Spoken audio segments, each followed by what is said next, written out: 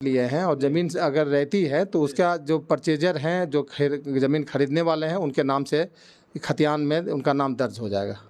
Sir, जिनके पास खतियान नहीं है लेकिन उनको अपना खाता और खेसरा मालूम है, तो उन लोगों को खतियान कैसे उपलब्ध होगा या उनके लिए क्या गाइडलाइंस है? उनके लिए है कि अगर खतियान नहीं उपलब्ध हो पा रहा है मगर आपका ज़मीन पर दखल कब्जा है, तो हम लोग उसका सत्यापन करेंगे फील्ड में जा कर के, चौहदीदारों से पूछेंगे कि वास्तव में ये ज़मीन किसके दखल कब्जे में है।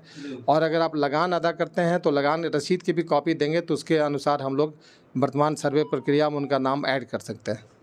सर, भूमि सर्वेक्षण जो अभी चल रहा है या अभी तो फिलहाल 3 महीने के लिए रुका हुआ है, लेकिन जब ये फिर 3 महीने के बाद शुरू होगा तो इसमें सबसे ज़्यादा समस्या जो है लोगों के पास वो है खतियान निकलवाने का। तो लोग खतियान कहाँ से निकलवाएंगे? देखिए, खतियान जो है वो 3 कॉपी में बना था, तो उसमें उसके एक कॉपी तो जिला अभिलेखागार में है, एक अंचल में रखा गया था।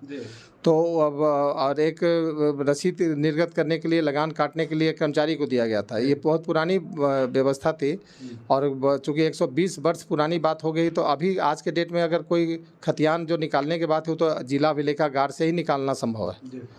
सर, सबसे अंतिम सवाल हम आपसे लेंगे कि सबसे ज़्यादा पर्चाधारी जो हैं उनके साथ ऐसा होता है कि ज़मीन का मालिकाना हक किसी और के पास होता है और पर्चा उनके नाम से कटा हुआ रहता है। सबसे ज़्यादा परेशानी उन्हीं लोगों में है और उन्हीं लोगों में यह डर बना हुआ है कि ज़मीन जिसके नाम से मालिकाना हक है, हमारा पर्चा रद्द कर दिया जाएगा और ज़मीन मालिक को दे दिया जाएगा। इसमें क्या कहिएगा आप? ये पर्चाधारी के बारे में हम बताना चाहेंगे कि 2 तरह की ज़मीन का पर्चा बनता है। एक तो बिहार सरकार ज़मीन अपने ज़रूरतमंदों को बीच में लाल कार्ड के माध्यम से गृहस्थल योजना में या कृषि कार्य के लिए बंदोबस्त करती है, तो उसका तो तरीका, उसका नियम यही है कि आप उस ज़मीन को पर्चाधारी यूज़ कर सकते हैं, अपने उपयोग में ला सकते हैं। उनके नहीं रहने पर उनके जो वारिस हैं वो इसको उपयोग में लाएंगे, उसके हिसाब से वो लगान भी अदा करेंगे, लेकिन उसको बेच नहीं सकते हैं बिना समाहर्ता की अनुमति के।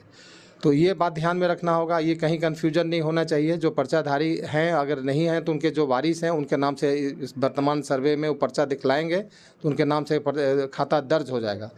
दूसरी बात है कि एक बास्कित पर्चा होता है जो रहती भूमि के लिए सीओ देते हैं, तो वैसी भूमि को भी जब एक बार बास्कित पर्चा निर्गत हो गया तो उसको भी पर्चे की भूमि मानी जाएगी और उसके लिए भी जो पर्चाधारी उसी के नाम से खाता खुलेगा। वो पर्चाधारी के मृत्यु हो जाने पर उनके वारिस के नाम पर खाता खुलेगा। ये एकदम बिल्कुल ये स्पष्ट है, इसमें कहीं गलतफहमी नहीं रहनी चाहिए।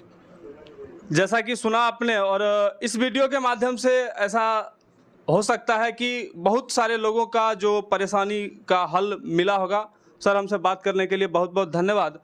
इसी तरह की तमाम खबरों को देखने के लिए बने रहें लाइव सिटीज़ के साथ। धन्यवाद। या खतियानी ज़मीन है तो खतियान की प्रति, अगर नहीं है तो कम से कम राजस्व रसीद की कॉपी आप दें ताकि आपका नाम इस वर्तमान सर्वे प्रक्रिया में दर्ज किया जा सके। इसी तरह की परेशानी या शिकायत हो, उसकी शिकायत कहाँ करें लोग?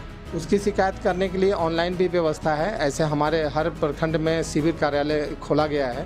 जो लोग खतियानी रैयत से ज़मीन परचेज कर लिए हैं और ज़मीन अगर रहती है तो उसका जो परचेजर हैं, जो ज़मीन खरीदने वाले हैं, उनके नाम से खतियान में उनका नाम दर्ज हो जाएगा। तो अभी